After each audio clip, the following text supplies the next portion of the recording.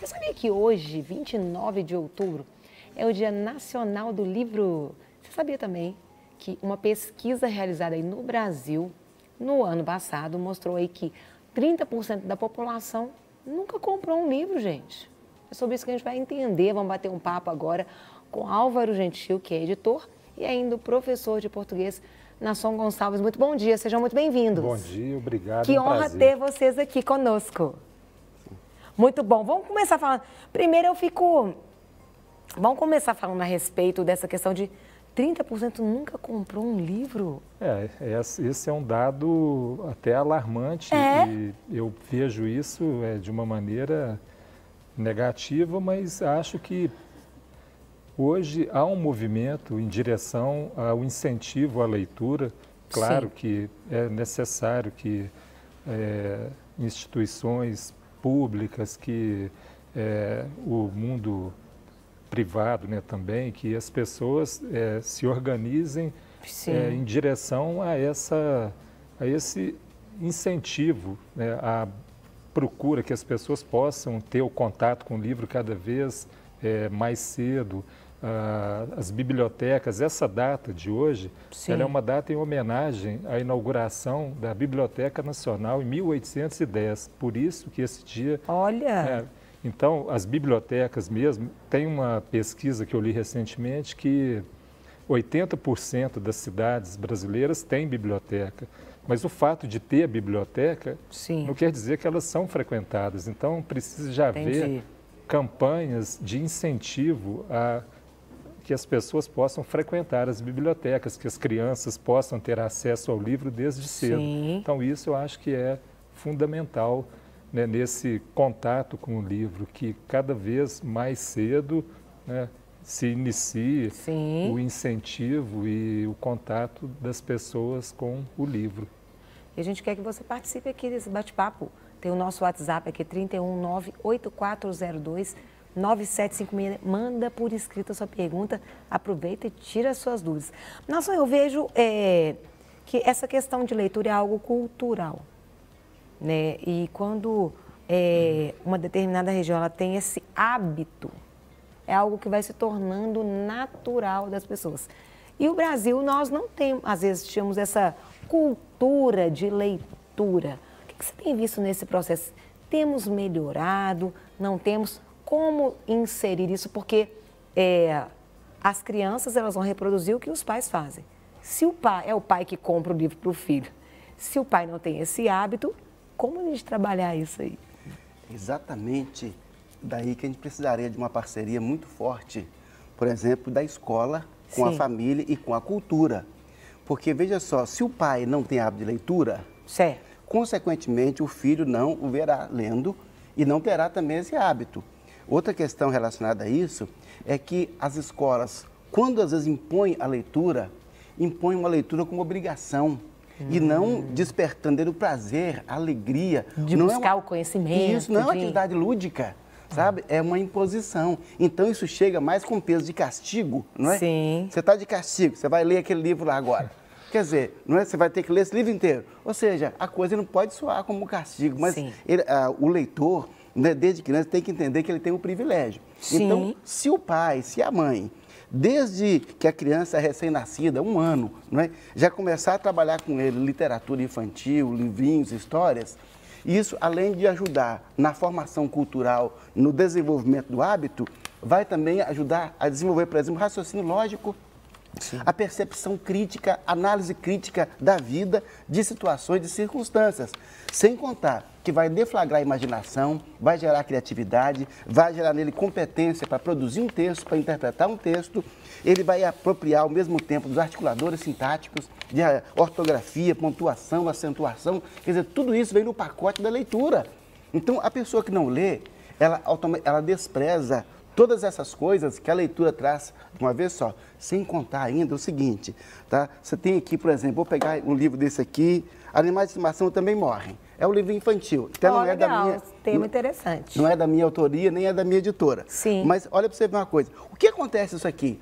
Já começa a tratar na criança um sentimento que ela vai viver com ele. Porque a literatura, ela trata das crises da existência humana. Sim. Se eu vivo uma crise naquela literatura, o dia que eu tiver que enfrentá-la, aquele sentimento de catarse que foi gerado na literatura me dá maior condições de enfrentar a vida com a dificuldade que ela impõe. Uau! A gente tem até uma pesquisa aí da 4ª edição aí da pesquisa Retratos da Leitura no Brasil, que ele fala um percentual aí dos motivos que as pessoas, elas leem, né? E um delas fala que 25% das pessoas leem porque gostam. Sim. 25%. Eu acho pouco.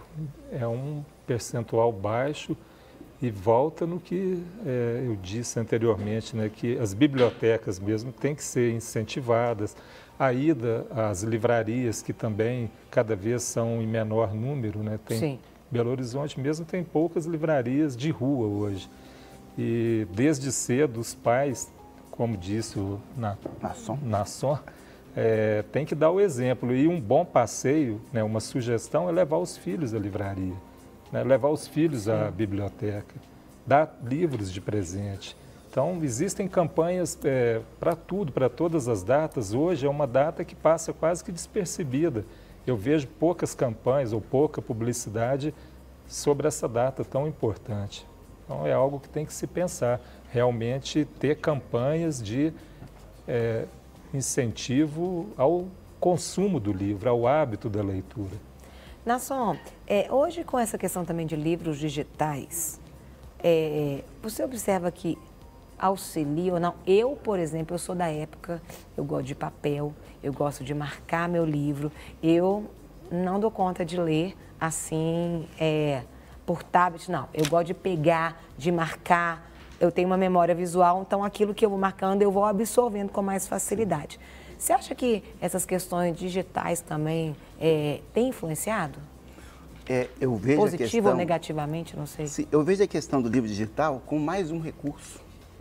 Tá? Ele não vem substituir, ele vem agregar valor. Ou seja, eu tenho o livro, né, impresso, em papel, que aí você falou, o prazer. Meus livros são assim também, que eu risco, rabisco, escrevo, explico. Quer dizer, nós temos isso aí. Agora, para quem está mais nessa tecnologia digital, ele tem o recurso do livro digital, não é? Sim. Tantos livros aí já no formato que facilita. E eu achei interessante que eu vi outro dia no ônibus um rapaz lendo um livro, não é? Bem antigo, do rústico, capa dura, não é? Mas quando eu cheguei mais perto que eu vi, o livro era recortado e lá dentro estava um tablet, não é? Olha! E ele estava lendo o livro, mas usando, ou seja, esse apego ao papel, ele fez uma junção das duas coisas, a tecnologia com a tradição. Eu achei assim, muito interessante, mostrando que uma coisa não substitui a outra. Entendi. Que nós temos agora mais um recurso, em vez de eu andar, por exemplo, com 20 livros pendurados na minha pasta, no meu telefone celular eu tenho 50 livros. Quer dizer, me favorece a leitura, não substitui. Entendeu? Tem alguns outros dados também, que eu vou falando aqui o percentual e a gente vai comentar a respeito deles. Fala também, 25% leem porque gosta, 19% lê por atualização cultural, 15% lê por distração, 11% por motivos religiosos, 10% por crescimento pessoal, 7% lê por exigência escolar, 7% lê por atualização profissional ou exigência do trabalho. Como é que vocês veem assim, esses percentuais e os motivos, às vezes, que levam a ler, né? Com relação a crescimento pessoal, 10%. Também muito pouco, né? 7% por exigência do trabalho, né? Ou atualização profissional. É um percentual baixo? É um percentual baixo. Acho que tem que se aumentar o percentual da leitura por prazer, da leitura do enriquecimento, porque ler nos permite sonhar, nos permite conhecer povos, civilizações, países, permite às crianças, né, na sua iniciação como leitor, vencer angústias, medos. Então, eu acho que a leitura ela tem que ser, além desse lado enriquecedor do conhecimento, ela tem que ser prazerosa. Foi dito pelo Nasson que, né, sobre essa questão da imposição, e isso realmente traz alguns traumas, né, que mais à frente o adulto fala, mas quando eu, criança, na escola, no grupo, me foi imposto esse livro, e de grandes autores, de autores que são importantes, como Machado de Assis. Eu acho que tem que colocar na hora certa, ter indicações adequadas e colocar que o livro é um grande prazer, uma grande fonte de conhecimento. Eu pergunto, pode completar, Nasson? Eu sou mais permissivo com esses dados estatísticos aí. Sim. Porque eu penso assim, tudo bem que o melhor seria que se lesse por prazer, por necessidade de edificação pessoal. Sim. Mas que se leia, sabe? Que se leia, não importa, sabe? Que o resultado é que essa pessoa vai ter um contato com a literatura, por exigência, por prazer, por obrigação, não importa, leia, sabe? Não importa, leia. Se o resultado final foi leitura, ótimo, já é um passo. Não quer dizer que é o ideal, não, sabe? Mas já é um grande passo, porque colocou as pessoas em contato com a literatura. E eu queria, só para a gente terminar, perguntar para vocês como que vocês têm visto, às vezes, para que a gente possa melhorar esses percentuais.